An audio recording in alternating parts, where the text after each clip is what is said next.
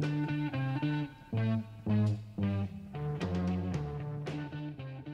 aí, pessoal, tudo bem? Estamos aqui mais um domingo, hoje é Dia dos Pais aí, feliz Dia dos Pais pros papais. E hoje a gente vai ter um vídeo aí, uma videoaula com a doutora Giovana sobre a anatomia da base do crânio, tá bom? Esse aqui é o nosso mascote, apresenta pra eles. É o Charlie Harper. Uma outra coisa, antes da gente começar o vídeo, a gente tem esses crânios didáticos aqui, tá? Muito interessantes, muito bonitos e muito anatômicos, né? Excelentes aí para estudar neuroanatomia, tá? Quem tiver interesse de adquirir um, né, pode entrar em contato com a gente através do nosso e-mail que tem aqui, tá bom? Ou através do direct no Instagram, tá bom? Nosso Instagram é NeuroFácilWeb, tá bem? Então vamos lá, roda lá. E aí, galerinha, sejam bem-vindos a mais um vídeo do nosso canal. Hoje a nossa videoaula vai ser sobre anatomia da base do crânio. A base do crânio ela é dividida em 3 compartimentos: a fossa anterior, a fossa média e a fossa posterior.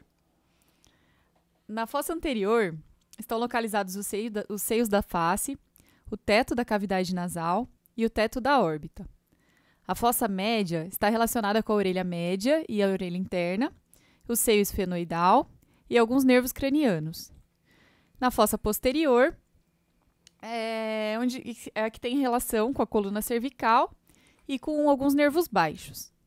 O limite da fossa anterior é feito pela asa menor do osso esfenoide, posteriormente e anterolateralmente pelo osso frontal. Os limites entre a fossa média e posterior é dada pela borda do osso temporal, onde se insere a tenda do cerebelo no trajeto do seio petroso superior. O limite anterior da fossa anterior é o osso frontal, onde é abrigado o seio frontal, aqui o forame supraorbital.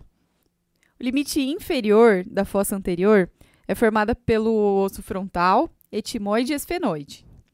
E o limite posterior é formado pelo processo clinoide anterior e a asa menor do esfenoide. Aqui temos o forame cego, onde entra uma veia emissária, e aqui a crista etimoidal e a placa cribiforme. Vamos falar agora das relações extracranianas da fossa anterior. A fossa anterior ela é relacionada principalmente com a órbita, onde pode ser um local de disseminação de tumores ou infecções para a região intracraniana, né? Acima do teto da órbita ficam o lobo frontal. Na fissura orbital superior saem o terceiro, quarto, o V1 e o sexto nervo, e assim como as veias oftálmicas.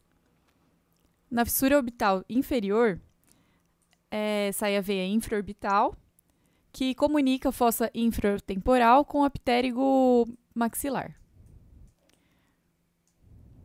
Do canal óptico saem o segundo nervo e a artéria oftálmica. E do forame infraorbital sai o nervo infraorbital. Fazendo parte da parede medial da órbita, temos o osso frontal, o lacrimal, o etimoide e o esfenoide, e os forames etimoidais anterior e posterior. E na parede lateral é formada pela asa menor do esfenoide e pelo osso zigomático. O limite anterior da fossa média é formada pela asa maior do esfenoide, o limite posterior pelo clivus, lateral pela asa maior do esfenoide, mais a porção escamosa do osso temporal, e o soalho é formado pela asa maior do esfenoide, mais a parte petrosa do temporal. A fossa média ela abriga a sela túrcica, que fica entre o processo clinoide anterior e posterior. A sela túrcica é formada por 3 porções: tubérculo, dorso e a fossa hipofisária. A fossa média está relacionada com diversas aberturas também, entre elas a fissura orbital superior, onde passa o terceiro, quarto, o V1 e o sexto nervo, assim como a veia oftálmica superior. No forame redondo, passa a segunda porção do quinto nervo, que é o nervo maxilar. No forame oval, passa o V3, que seria o nervo mandibular, a artéria meninge acessória e veias do plexo pterigoide. No forame espinhoso, a artéria meninge média, o ramo meníngeo do nervo facial e no canal carótico, a artéria carótida interna. A fossa posterior abriga a ponte, a medula oblonga, também chamada de bulbo, e o cerebelo, e tem como limites o occipital, o esfenoide e o temporal. Anterior, o clivus, e lateral, o occipital e o temporal.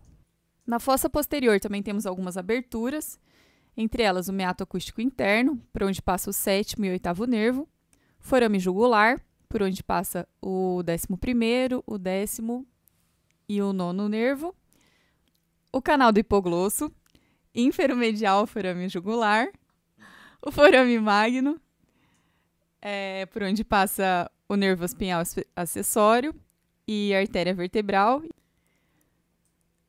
Então, resumindo aí os conteúdos dos forames da base do crânio, a gente tem na lâmina cribiforme do osso etimoide, o primeiro nervo e as artérias etimoidais, no canal óptico, o segundo nervo e a artéria oftálmica, na fissura orbital superior, o terceiro, quarto, V1 e veia oftálmica superior, no forame redondo, o V2 e veias emissárias, no forame oval, o V3 e o ramo meníngeo acessório da artéria maxilar, no forame espinhoso, artérias e veias meníngeas médias, ramo recorrente do nervo mandibular, no meato acústico interno, o 7º e o 8º, forame jugular, 9º, 10º, 11º e veia jugular interna, forame estilomastoídeo, o 7º nervo, e o canal do hipoglosso,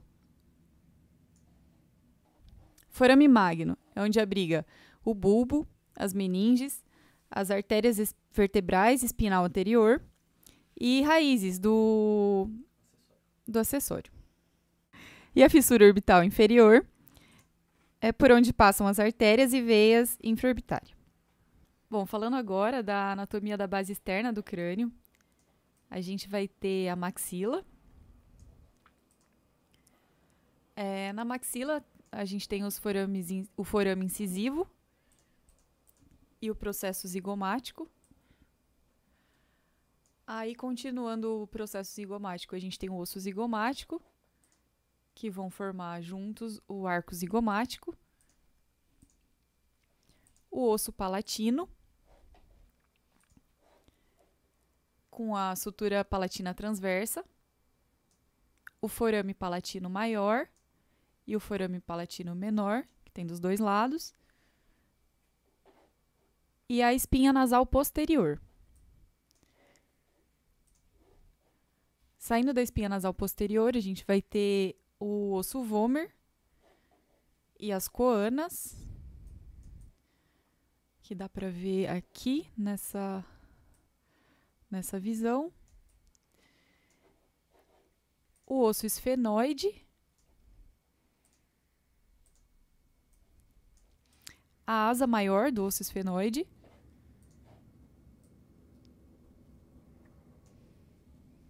os processos pterigoides, a fossa pterigoide, a lâmina lateral e a lâmina medial,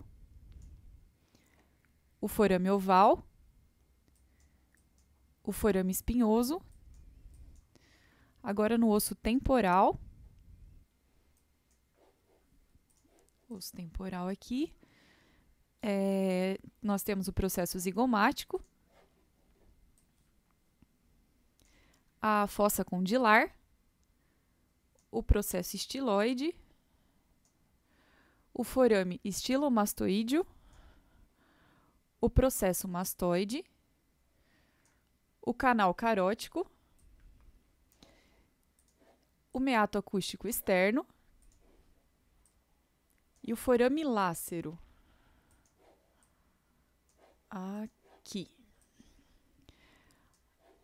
Na parte occipital aqui, a gente tem a parte basilar, os côndilos occipitais, o canal do hipoglosso,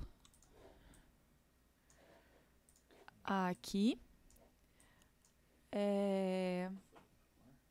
o forame jugular,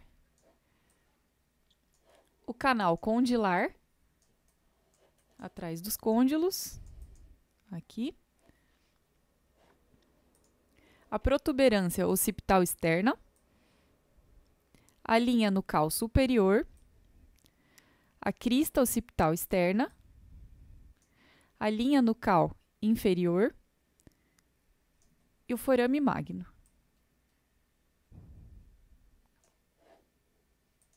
E aí, galerinha, espero que vocês tenham curtido nossa videoaula. Não se esqueçam de se inscrever no nosso canal e dar o seu joinha. Até a próxima! Até, pessoal. Um abraço.